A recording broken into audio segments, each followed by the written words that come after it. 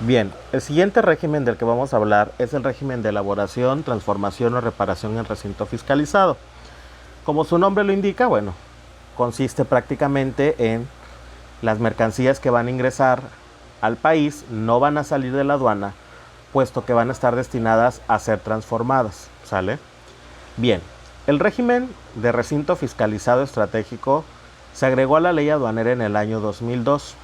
¿Por qué es importante adelantarnos a este régimen? Porque forma parte del que acabamos de mencionar de elaboración y transformación, ¿sí? ¿Cómo impulsa el comercio exterior? Bueno, pues permite que se introduzcan mercancías y se posterguen los pagos de impuestos hasta importarla de manera definitiva, ¿sí?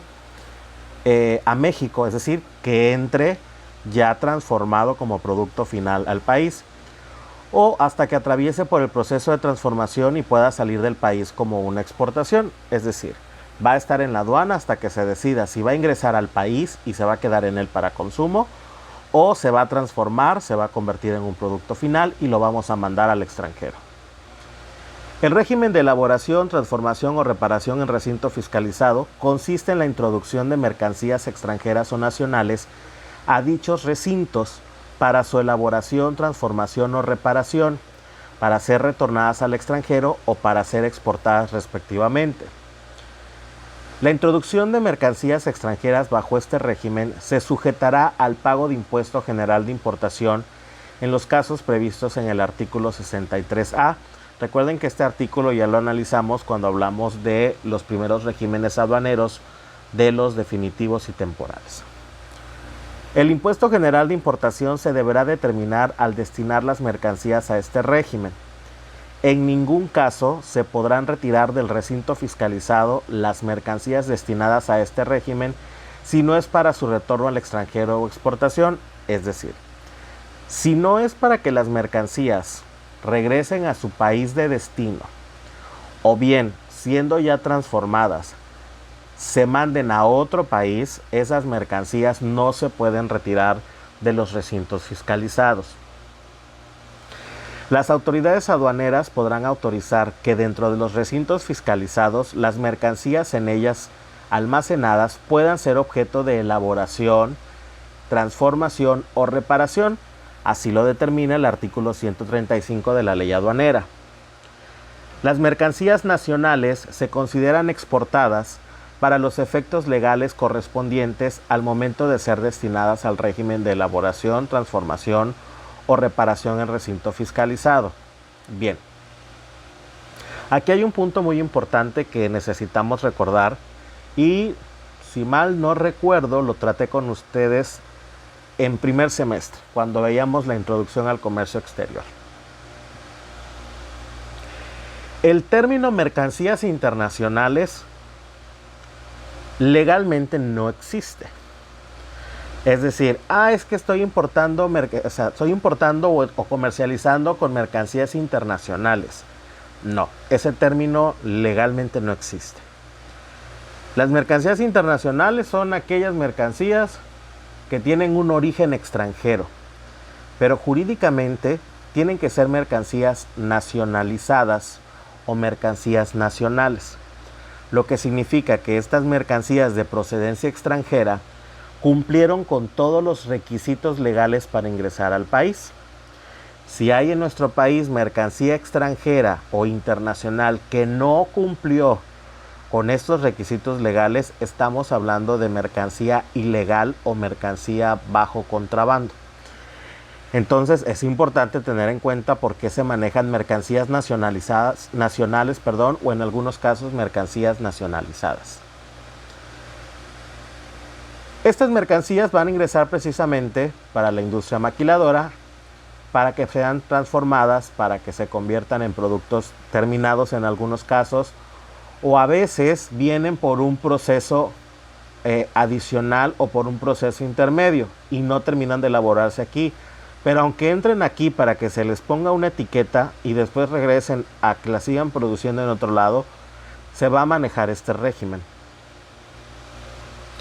Las mermas resultantes de los procesos de elaboración, transformación o reparación no causarán el impuesto general de importación. Los desperdicios no retornados no causarán el citado impuesto siempre que se demuestren que han sido destruidos cumpliendo con las disposiciones de control que para tal efecto establezca el reglamento de la ley aduanera. Ok. Como estamos hablando de un proceso de elaboración, de un proceso de transformación, muy posiblemente van a haber mermas, muy posiblemente van a haber desperdicios. Si estos desperdicios se retornan junto con la mercancía que llegó y se transformó, no hay que hacer ningún pago de impuestos.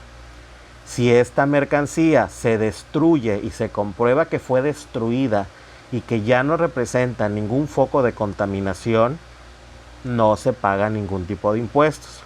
Pero si esta merma se queda, si esta merma se utiliza, tiene que pagar los impuestos correspondientes de importación, porque es un producto que se quedó en el país, aunque sea considerado merma.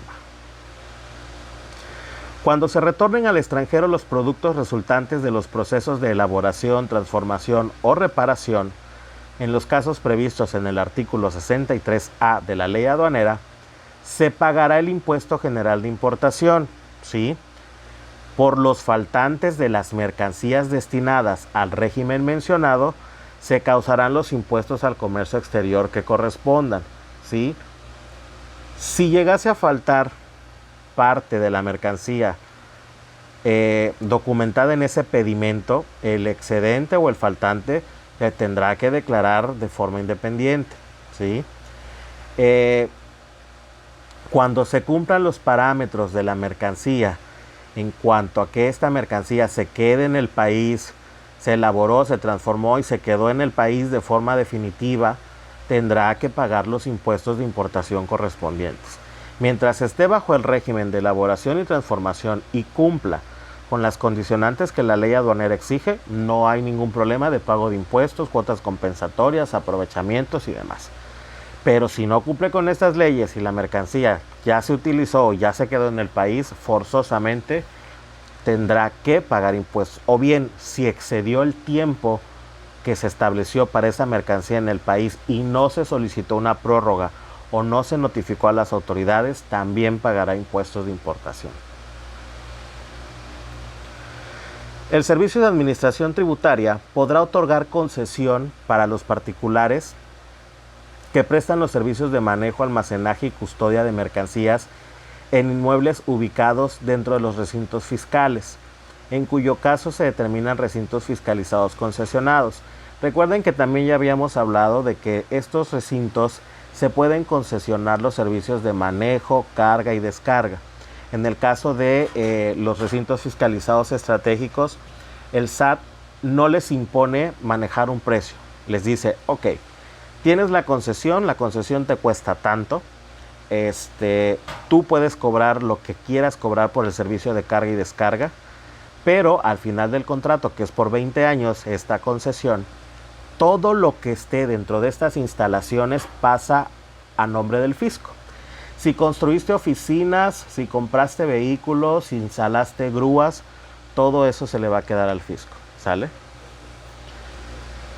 Asimismo, el SAT podrá otorgar a los particulares que tengan uso o goce de un inmueble colindante con un recinto fiscal o de un inmueble ubicado dentro o colindante a un recinto portuario, tratándose de aduanas marítimas, fronterizas, interiores de tráfico, ferroviario o aéreo, la autorización para prestar los servicios de manejo, almacenaje y custodia de mercancías, en cuyo caso el inmueble donde se presten dichos servicios se denominará recinto fiscalizado autorizado.